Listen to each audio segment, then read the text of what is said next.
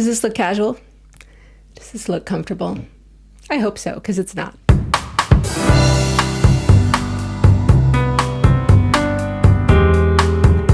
Hey, I'm wearing something that I knit for the very first time because this is the very first thing I've ever knit for myself. I'm pretty excited about it. Now, did it turn out the way that I wanted it to? Not entirely, but it turned out a hell of a lot better than the first time I tried to knit this. The pattern that I used is also the very first garment that I ever knit, period. So I thought it'd be interesting to compare my most recent finished object with my very first finished object and see what, if anything, I've learned. Now, before we get started, you're probably wondering what the pattern is. It's the Tiptop Tank by Emily Baldwin. I find this pattern to be incredibly good for beginners. There's instructions for knitting it in the round. There's instructions for knitting it flat and then seaming it. It's really nice. It's a very simple cropped V-neck tank top. And that's why I felt confident using it as the very first garment that I ever knit. For a little bit of background, I really wanted to get into garment knitting for myself, for others, but the idea of knitting something that was going to go on somebody's body was very intimidating to me. So I just wanted to get through knitting a garment, not really caring about how well it turned out, but I just wanted to get my first one out of the way because I figured my first garment was not going to be pretty. I decided to make this for my oldest kid, Gwen, because Gwen is one of the tiniest people I've ever met in my life. So I also figured that it wouldn't take me very long, particularly because it's a tank top, particularly because it was cropped. It just seemed like a really good idea at the time. So let's compare the two. I was going to show you the one that I made for Gwen first, but actually I think that one is pretty funny. So I'm going to show that second. This is the one I just made for me. This is my Tiptop Tank. I think it went pretty well. I have most of the ends woven in, but not all of the ends. I blocked it and the edges are still rolling. I modified it a little bit. I did I-cord edging because I didn't want to do ribbing. I just wanted this to feel a little bit more like an undergarment, like something that I could layer with things, like something I could wear to sleep in the winter maybe. And so the ribbing didn't feel right to me. So I did an I-cord edge and then I blocked the hell out of it.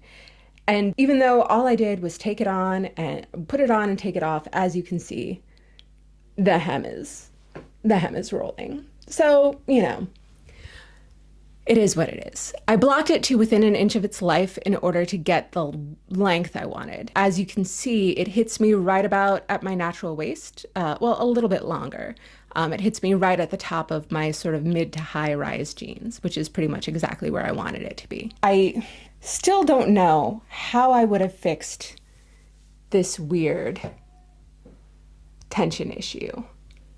You can see this across the top. One of the interesting things in the pattern that Emily does to ensure that your ends get woven in the armpit as opposed to in the center of the V-neck, therefore easier to hide, she has you do some funny magic that ends up with, at least for me, a weird looking line going across one side of the bust on both the V-neck sides. The V-neck sides are supposed to be basically reversible. They're essentially identical. Mine aren't because, if you may recall, this I would call borderline pornographic. I knit this to the pattern for my size and the straps were just way too long. I ended up taking off 18 centimeters on each side in order to get the fit that I wanted out of this garment, which was worth doing. I just wish I'd known that from the beginning because that would have saved me a decent amount of knitting.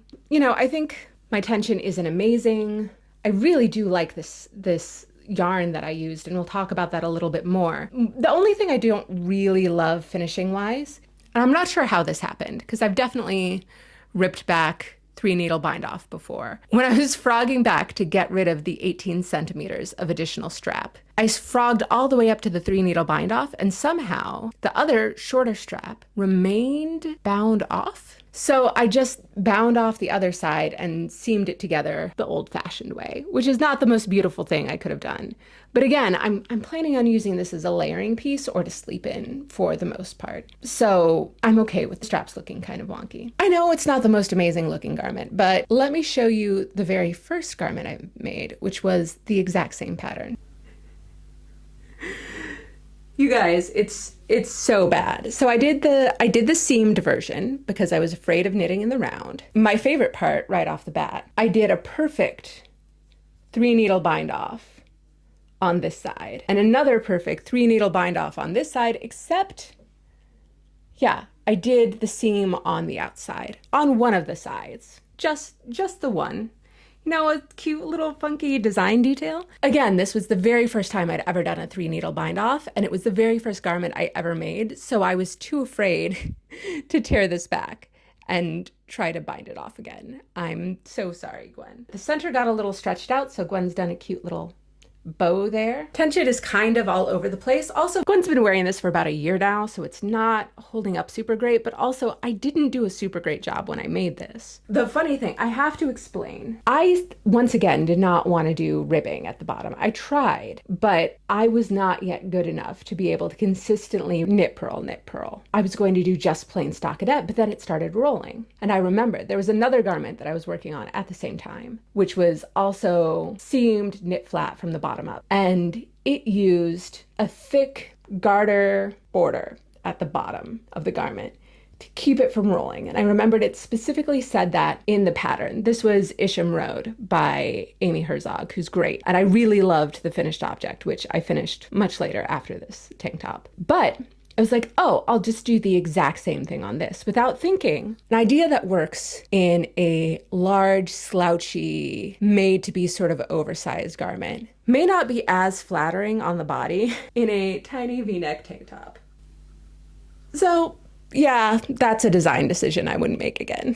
You know, there's so much wrong with this. I don't know if you can see, there's like this little snaggy seam here. I wonder if that's something that Gwen fixed or if I fixed. Lord only knows. You know, and don't worry, I've made Gwen much better garments since I made this to make up for it. But it makes me kind of feel good to compare these two and see how far I've come. Like, look, like you can even see, I think from this distance, the difference in the tension, the stitches. I feel like I did okay. I also want to talk a little bit about the difference in the yarn, because I think this is really what did it for me. I wasn't planning on making a Tiptop Tank for myself. The first time I made it, I still have a bunch of this Crea Deluxe organic cotton in this beautiful butter yellow. So I was in on the butter yellow trend before it was a trend, you guys. And I have plenty of this cotton. I hated working with it. And I think that's largely because I am not a cotton girly. I miss the bounce and the elasticity that you get with wool. And yeah, I just didn't love how it felt in my hands. I didn't love how it felt to knit. I don't particularly love how it feels to hold it, but despite the way that this looks, despite how sort of stretched out, oversized, it's also, I think, over the years become substantially wider than I knit it. So it's very, very loose on Gwen. She sometimes wears another tank top underneath it. But if it's super hot out, she'll just wear this and keeps her nice and cool. And I guess that's the point of this, right? So like I said, I wasn't going to make this for myself, but I was at Loop Yarn with my friend Anna here in London, and I came across this Rico Baby Cozy, which is 90% organic cotton and 10% cashmere. It's Rico Baby Cozy organic cotton cashmere. 90% organic cotton, 10% cashmere. And this is the softest thing I've ever touched in my entire life. It's so soft.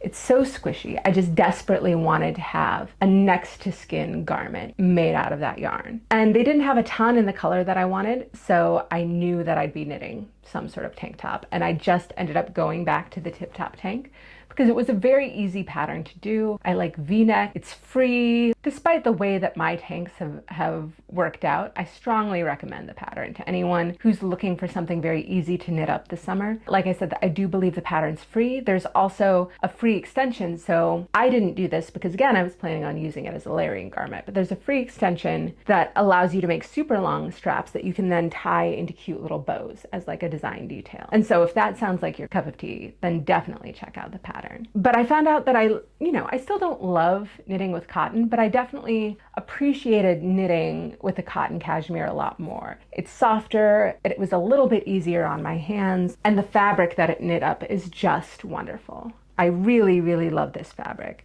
And I'm also hopeful that the 10% cotton will mean that as I wear it, and as it sort of naturally felts just a little bit, it's going to prevent some of the issues that I'm seeing, because cotton likes to grow. The fabric just sort of gets holier and holier. Maybe that cashmere fuzz is going to help it stay a little bit more. I don't know. I am a big fan of this yarn, and I'm definitely going to be using it a lot more when knitting for summer garments. I don't feel like the cashmere really makes it that much warmer or that much more difficult to wear as sort of a light piece. And like I said, it's just incredibly soft. I really, really love that yarn. So what have I learned? While I remain not the world's best knitter, it turns out I used to be worse.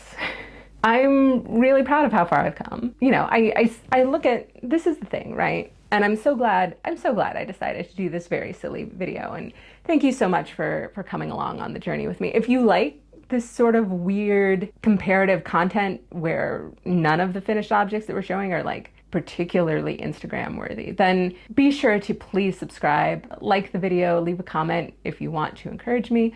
For a small channel like mine, I notice every subscriber and I really appreciate it. I try to upload about once a week. But at the end of the day, I can look at this and I can see all the flaws in it, because there are a substantial number of flaws. But I forgot how far I came, and seeing how much more even my tension is, seeing the lack of holes in the garment, being smarter about how I wanted to modify the cast on, doing I-cord instead of doing a big squishy garter stitch border. I am getting better at this. I'm not good at it, but I'm getting better. And I really like that. I think this is exactly what I needed to sort of get out of my knitting slump and really see that I'm better. And I'm so interested to see what I'm like next year.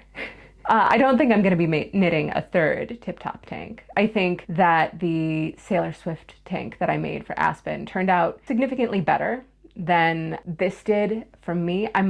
Maybe I'll try to do something like the Sailor Swift tank in the additional yarn that I have left over from this. But I like a little bit of a lower neck, and the Sailor Swift neck is very high. So I might just maybe I'll do like a tank top roundup at some point, because I do like having my guns out in the summer just because it gets so hot. That's all I have for you this week. Thank you so much for watching. Thank you so much for all of the comments and the encouragement through my, going to use this phrase even though I hate it, knitting journey. It's been a bumpy ride, but I'm sticking with it. All right, thanks.